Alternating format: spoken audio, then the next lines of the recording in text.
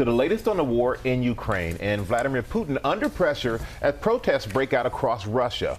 More than 1,000 arrested after Putin's order to call up more troops. Our chief global affairs correspondent, Martha Raddatz, has more for us this morning. Good morning, Martha.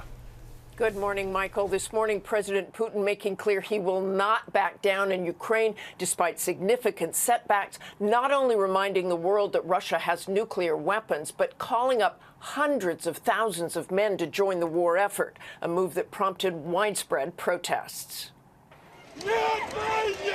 This morning, more than 1,000 Russian protesters detained by Russian police after taking to the streets. Young men chanting, "I don't want to die for Putin." Mothers screaming, "Send Putin to the trenches, let our children live."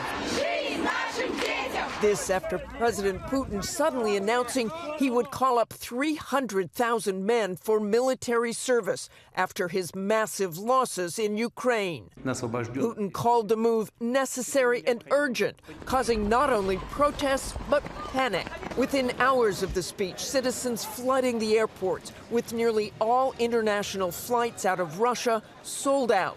President Biden at the UN launching a blistering condemnation of Putin. President Putin has made overt nuclear threats against Europe. Now, Russia's calling up more soldiers to join the fight. And the Kremlin is organizing a sham referenda to try to annex parts of Ukraine. This world should see these outrageous acts for what they are. Biden saying the world's blood should run cold over the invasion of Ukraine. Ukraine's President Vladimir Zelensky in a pre-recorded speech to the UN calling for more military and humanitarian aid. A crime has been committed against Ukraine, and we demand just punishment. The crime was committed against the values that make you and me a community of the United Nations. And Ukraine demands punishment for trying to steal our territory. This comes as the battle on the ground continues to rage, with Russia vowing it will regain lost territory. ABC's Tom Sufi-Burridge is in Kharkiv in Ukraine's northeast. We heard loud explosions here in central Kharkiv overnight, not far from here. As you can see, Russia is wrecking this city. But we're also hearing a lot of outgoing fire from the Ukrainians. Ukraine now trying to push east into the Donbass. Ukrainian forces trying to capitalize on their momentum before the weather turns, the ground softens, and any offensive becomes much harder. But amidst the carnage and Putin's alarming escalation, some good news. 2 Americans, Andy Huyn and Alex Drueke, have been freed. The 2 men who joined the fight in Ukraine had been held as prisoners of war by the Russians for more than 3 months, along with 8 other foreign prisoners. They were part of a prisoner exchange mediated by the Saudi Crown Prince. Druke's mother already in touch with her son. Alex said that he was in good spirits. He sounded good and strong, and it was just wonderful.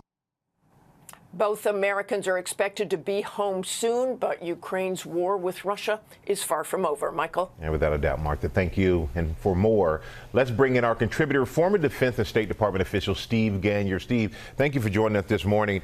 And what do you make of these protests across Russia? What do they tell you about Putin's move to mobilize more troops?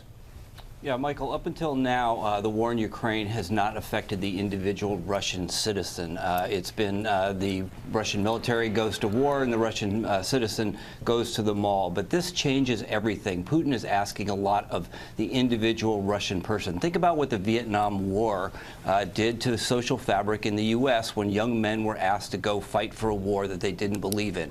That may be what we're seeing here in Russia. We'll need to watch it in the days and weeks to come to see how it affects not only support for the war, but for support for Putin personally. Yeah, that's a pretty good comparison there. And he's calling up hundreds of thousands of more men, but you say it's unclear what kind of difference it will make.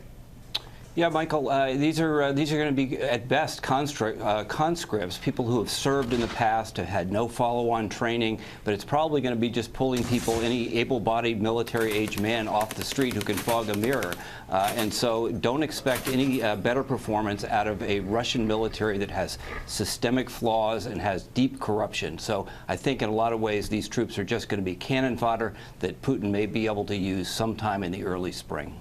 Steve Gagnier, thank you as always. Hi, everyone. George Stephanopoulos here. Thanks for checking out the ABC News YouTube channel. If you'd like to get more videos, show highlights, and watch live event coverage, click on the right over here to subscribe to our channel. And don't forget to download the ABC News app for breaking news alerts. Thanks for watching.